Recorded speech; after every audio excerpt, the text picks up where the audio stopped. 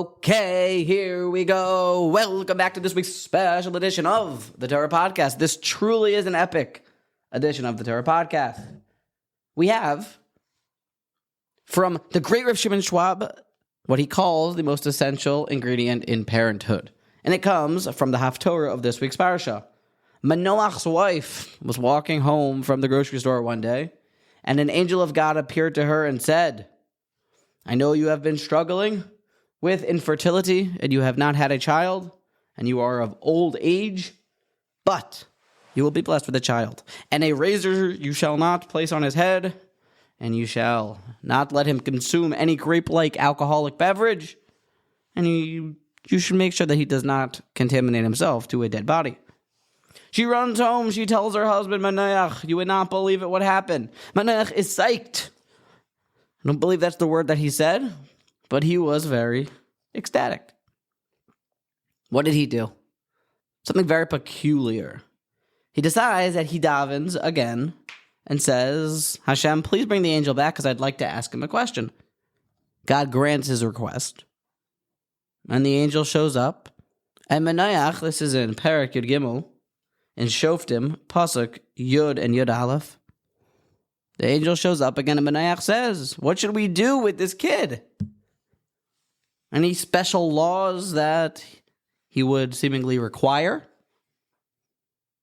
Rav Schwab doesn't understand the verses here.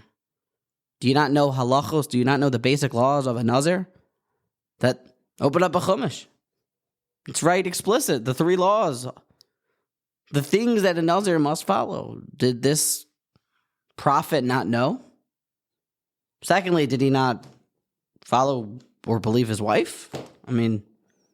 And then it's even, to make the matters worse, he asks the angel, well, what are we to do with this kid? And the angel responds with the same thing that he told his wife. The halachas of Nazir, that you shouldn't give him grapes and wine and don't become contaminated. So what exactly was the back and forth? What was the shakla v'tarya between Manoach in this second conversation with the angel? Rav Schwab says, no. What Manoach was doing, if you read the verses critically, is he was asking, what are we to do as parents to raise, to be mechanech, our child, the Nazir? What special laws does a Nazir's parents need to follow to raise him to his Nazirhood?